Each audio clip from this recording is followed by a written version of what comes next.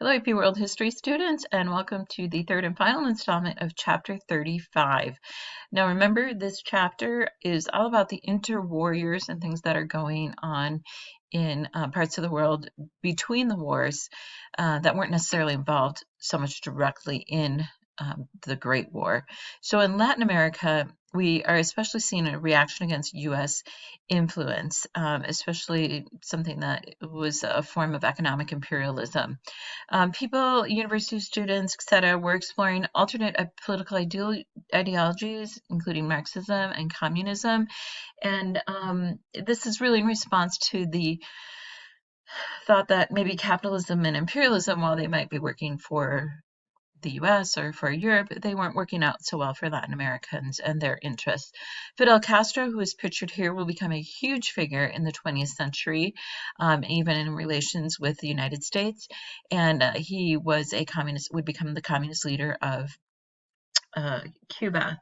Jose Carlos, he was very concerned about the poor and the indigenous population in Peru, and he becomes increasingly popular during this time and his ideology.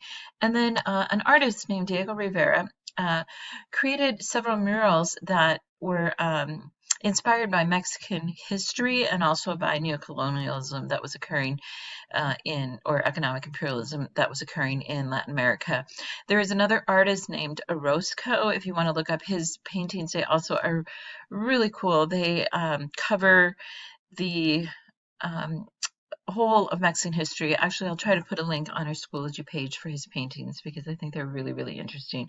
So let's take a look at Rivera. This is a mural called Man at the Crossroads.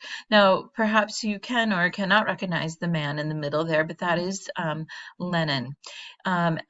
Some other images that you might notice in here are hands clasped together, hands from a variety of people of a variety of backgrounds. The steel wheel here, I believe, represents industrialization, and there's some other images in here as well. For example, this angry military face here. And there are babies and some things that I'm not even quite sure what they are. But anyways, he was the most famous of the muralists and of the Mexican artists during this time period.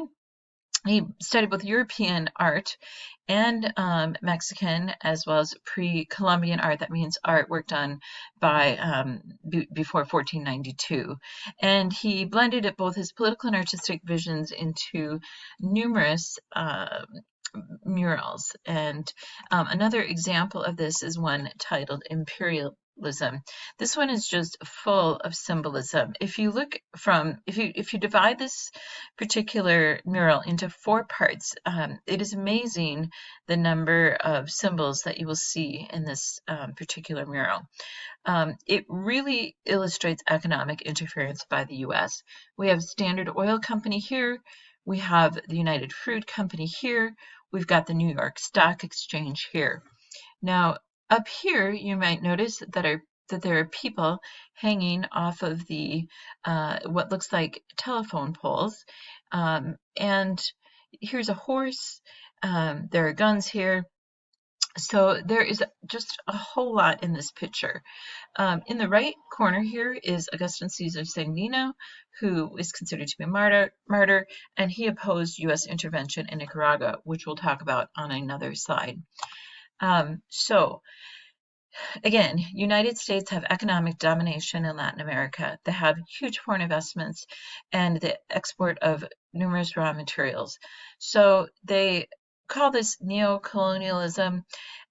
President Taft called this dollar diplomacy. We're using the dollar to do diplomacy, whereas, we talked about like gunboat diplomacy. For example, Matthew Perry went into the harbor in Japan and he pointed the guns at the shoreline of Japan. Well, they didn't have much of a choice but to start negotiations about opening ports to the Americans and to the Westerners. In Latin America, this was called Yankee imperialism. The Yankees is just a common term used for Americans, and it was just seen by many in Latin America as just another form of imperialism and control. Now, under Franklin Delano Roosevelt, who would become president during the Great Depression, he wanted to avoid direct intervention in Latin America by supporting local leaders. So the U.S. Marines actually went in and trained local militias who would tend to be leaders that might have a favorable opinion of the United States. This would continue to exert influence on the economy and government. And the best case or the best example of this is in Nicaragua with Sandino and Somoza, who we'll look at on the next slide. So in Nicaragua, there was a civil war in the mid to the late 20s. The U.S. Marines go in and train what's called the Guardia Nacional. I don't speak Spanish very well, so I'm not sure exactly on the pronunciation, but these were people that supported the conservatives.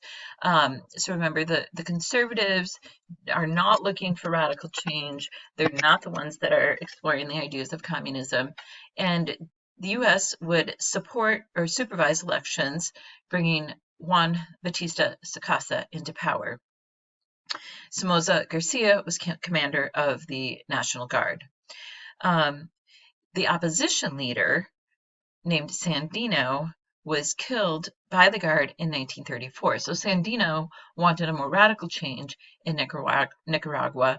The Guard, who was trained by the United States military, did actually kill him. And soon Somoza, who was commander of the Guard, would become the president and become a close ally with the USA. So that's an example of U.S. intervention in Latin America. In Mexico, Roosevelt declared that there would be no more intervention in Mexico in 1933. And the test case was when Cardenas nationalized the Mexican oil industry in 1938. So what happened here was that the oil industry had been controlled by many foreign interests who had set up oil extraction companies in Mexico.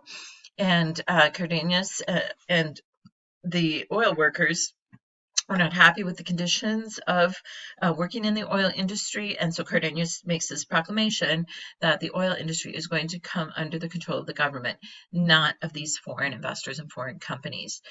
So Roosevelt convinces both U.S. and British businesses who are doing oil business in Mexico to taking a $24 million settlement offer rather than the $260 million compensation that was desired by the U.S. and British companies. Was kind of an interesting side note to this is that Hitler would end up asking Mexico and becoming involved in the Mexico oil industry as he was building up his military arsenal. So finally, on this last page here, we have Carmen Miranda, and what she represents is just a growing cultural exchange that was occurring between Latin America and the United States. And actually, even when I was a child, I think Carmen Miranda was still alive, which makes me sound really old, but I'm not that old. So anyways, she had this look with like fruit on her head, and she said, bye-bye. So I'm saying bye-bye to chapter 35. Bye-bye.